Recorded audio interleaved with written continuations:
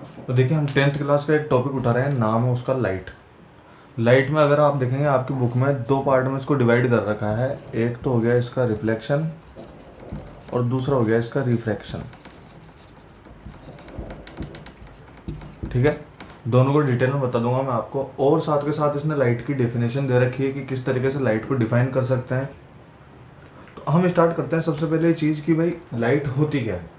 तो अगर modern science की बात की जाए तो वो दो थ्योरीज हमारे पास में है।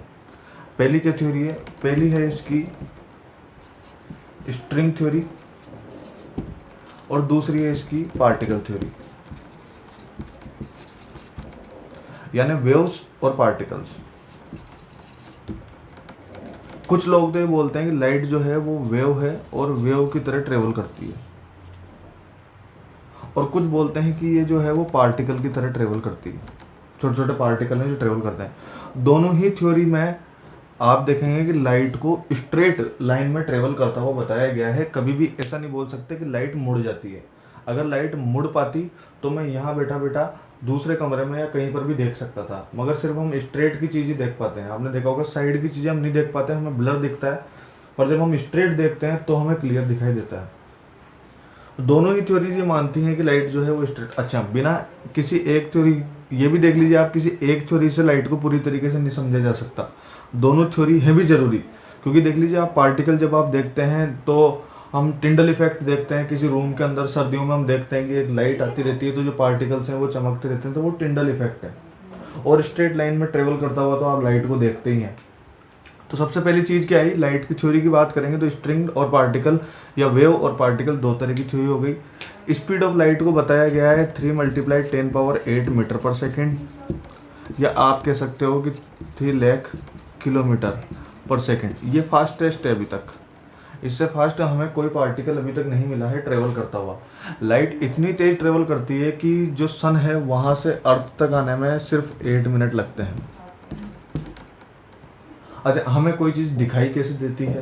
क्वेश्चन ये आया कि भाई कोई चीज़ आपको दिखाई कैसे देगी, तो उसका ये है आंसर कि जब भी, जैसे मान लीजिए आपको ये ऑब्जेक्ट दिखाई दे रहा है सर, तो जैसे ही लाइट इस ऑब्जेक्ट पर गिरेगी और इस ऑब्जेक्ट से आपकी आंखों तक पहुंचेगी, आपको ये दिखने लग जाएगा। ये सब इतना फास्ट होता है क्योंकि 3 लाख मीटर पर सेकेंड, सॉरी 3 लाख किलोमीटर पर सेकेंड इसकी स्पीड है। अब कितनी फास्ट वो ट्रेवल कर रही होगी हम तो सोच भी नहीं सकते। एक सेकंड में तो 3 लाख किलोमीटर चल गई वो। अर्थ की जो रेडियस है ना वो 64,000 किलोमीटर है, यानी जो अर्थ का पेरीमीटर है वो ऑलमोस्ट 1 लाख किलोमीटर के आसपास आता है। तो ये एक सेकंड में अर्थ के भी 3 चक्कर लगा सकती है, इतनी तेज ट्रेवल करती है। तो जैसे ही कोई पार्टिकल से लाइट टकराई और आपकी आंखों तक पहुंची, वो चीज़ आपको दिखाई देने लग गई। जैसे मैंने आपको बताया था कि स्टार्स वगैरह हैं, वहाँ से लाइट आपकी आंखों तक पहुँचने में लगभग मिलियंस ऑफ ईयर लग जाते हैं। यानी कि एक लाइट जो है, क्योंकि आप देखते हैं स्पेस में जो डिस्टेंस है वो किलोमीटर में कभी नहीं होती है, वहाँ पर जो डिस्टेंस है वो लाइट ईयर में होती है। लाइट ईयर का मतलब क्या हो गया कि लाइट जो है वो 1 ईयर में जितनी डिस्टेंस ट्रेवल करेगी उसको 1 लाइट ईयर बोला जाएगा। यानी आप मान लीजिए कि लाइट जो है वो 3 लाख किलोमीटर पर सेकंड की स्पीड से ट्रेवल कर रही है और 1 साल तक ट्रेवल कर रही है। ये तो आपने 1 सेकंड का निकाला है सर, 1 साल तक ट्रेवल कर रही है, तो जितनी डिस्टेंस ट्रेवल कर लेगी ना उसको 1 लाइट ईयर बोला जाएगा। अब स्टार से जो हमारी आंखों तक लाइट आती है वो तो मिलियंस लाइट ईयर बाद आती है। यानी जो स्टार आप देख रहे हो ना आज, वो हो सकता है कि आप उसकी बहुत पुरानी फोटो देख रहे हो, क्योंकि उससे लाइट आने में बहुत ज़्यादा टाइम लग गया। अभी इस ऑब्जेक्ट से अगर यहाँ तक लाइट आने में मान लो 1 साल लग जाएगा ना, तो 1 साल बाद देख पाऊंगा मैं इस बॉक्स को। 1 साल के बीच में भले आप इसे उठा करके ले जाओ, मगर मुझे तो वो 1 साल बाद ही दिखाई देगा। ऐसे सन से अर्थ तक जो है वो लाइट आने में लगभग 8 मिनट का टाइम लगता है सर, 8 मिनट लगते हैं आने में। अगली चीज़ क्या हो गई सर, रिफ्लेक्शन और रिफ्रैक्शन। या तो किसी ऑब्जेक्ट पर लाइट गिर करके वापस बाउंस बैक हो जाएगी, या लाइट गिर करके आर पार निकल जाएगी। दो ही तो केस हो सकते हैं ना सर, या तो वो टकरा करके वापस आ जाएगी या फिर आर पार हो जाएगी। तो जब टकरा करके वापस आ जाएगी या बाउंस बैक हो जाएगी तो उसको आप रिफ्लेक्शन कहोगे, और जब वो आर पार चली जाएगी तो इसको रिफ्रैक्शन कहा जाता है। अब दोनों ही केस में देखो सर, टकरा करके आएगी तो अब ये डिपेंड करता है सरफेस के ऊपर। कि सरफेस किस तरह की है। अगर इस तरह की सरफेस से तो टकरा के आने का कॉन्सेप्ट अलग होगा, अगर इस तरह की सरफेस से तो टकरा के आने का कॉन्सेप्ट अलग होगा, ऐसे ही आर पार जाने का कॉन्सेप्ट भी अलग होगा। इसी चीज़ को हम इस चैप्टर के अंदर पढ़ते हैं जो 2 पार्ट में डिवाइड है, रिफ्लेक्शन और रिफ्रैक्शन। ठीक है, तो bouncing back of light is called reflection. और रिफ्रैक्शन में है कि लाइट तो जो है पार तो जा रही है, मगर उसके साथ साथ उसकी स्पीड में भी चेंज आ गया। क्यों? क्योंकि वो किसी और मीडियम से निकली। इस बात को थोड़ा और क्लियरली समझाता हूँ मैं आपको। लाइट प्लेट है, सपोज मान लीजिए कोई ग्लास की प्लेट है, आपकी लाइट आई। अब लाइट क्या करेगी, इस ग्लास की प्लेट में, क्योंकि बाहर तो एयर है सर, और ये हो गया ग्लास, फिर एयर हो गई, तो जैसे ही ये एयर से ग्लास में जाएगी तो क्या होगा, कुछ ना कुछ इसमें बेंड आ जाएगा। और जब फिर वो ग्लास से वापस निकलेगी तो फिर कुछ बेंड आ जाएगा। यानी कोई चीज़ कहाँ दिखनी चाहिए थी और वो आपको कहाँ दिखाई देगी। इसका एग्जाम्पल आप देखते हैं कि जैसे ही मान लीजिए कोई बुक है, बुक में वर्ड्स लिखे हुए होते हैं, और जब आप इसके ऊपर ग्लास लिख देते हैं, रखते ही वो वर्ड्स थोड़ा ऊपर उठे हुए दिखाई देते हैं ना।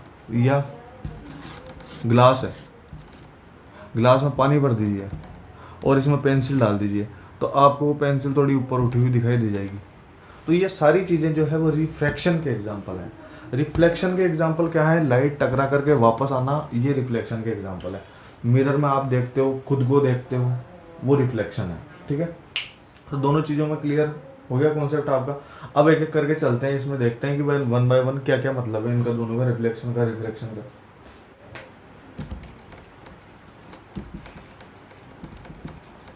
तो जैसा आपने सुना कि bouncing back of light is called reflection, यानी कि लाइट टकरा करके वापस आ रही है तो वो रिफ्लेक्शन है।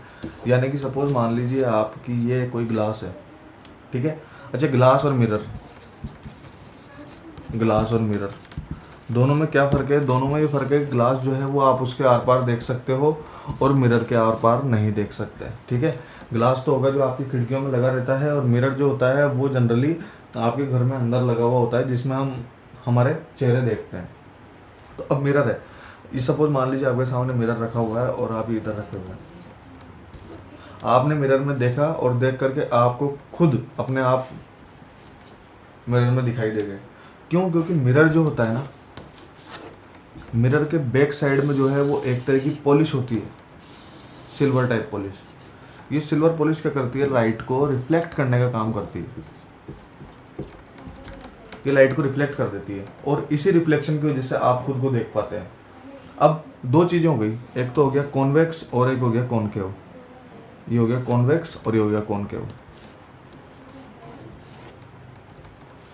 सपोज मान लेते हैं 2 तरह के मिरर हैं आपके पास। यहाँ से लाइट गई सर, तो अब ये देखिए लाइट जा रही है, तो ये टकरा के किधर जानी चाहिए? तो इधर आनी चाहिए ना। ऐसे ही ये टकरा के किधर जानी चाहिए? इधर आनी चाहिए। तो जो अगर आपके पास में कॉनकेव मिरर है, कॉनकेव यानी केव, केव यानी गुफा, ऐसे गुफा अंदर की तरफ बनती है ना, तो याद रखना ये कॉनकेव हो जाता है। कॉन्वेक्स ये बाहर की तरफ निकला हुआ होता है, बाहर फूला हुआ होता है, ये कॉन्वेक्स होता है। अब कॉनकेव में आपने क्या देखा कि अगर आप सामने खड़े हुए थे और आप खुद की इमेज देखते तो किस तरह की दिखाई देगी, छोटी। और वैसे ही अगर आप यहाँ पर होते तो देखिए लाइट जाएगी, अब किधर जाएगी? ऐसे ऊपर जाएगी, तो चीज़ बड़ी हो गई। तो ये फ़र्क आ जाता है इसके फॉर्मेशन से। ठीक है, तो आज इतना काफ़ी है। मैंने आपको बेसिक चीज़ें बताई है, बेसिक डेफिनेशन बताई है, जैसे कि लाइट की क्या टेंडेंसी होती है, बोर्ड में पूछ लिया जाता है, पार्टिकल थ्योरी के बारे में, स्ट्रिंग थ्योरी के बारे में। ठीक है, और क्या होती है उसके अलावा रिफ्लेक्शन की बेसिक डेफिनेशन क्या होती है, क्या रिफ्रैक्शन होता है। ठीक है, और रिफ्लेक्शन के काफ़ी सारे एग्जांपल है, बहुत वाइड इसमें लिया हुआ है, मैं आपको सारी चीज़ें एक्सप्लेन करके बताऊंगा। तो आज ये बेसिक 4-5 क्वेश्चन जो है वो आप लिखें, इनकी बेसिक डेफिनेशन पढ़ें, बुक में देखें, बुक को साथ में लेकर के बैठा करें, चैप्टर को रीड करें, और बाकी जो टॉपिक है मैं धीरे धीरे आपको एक्सप्लेन कर दूँगा।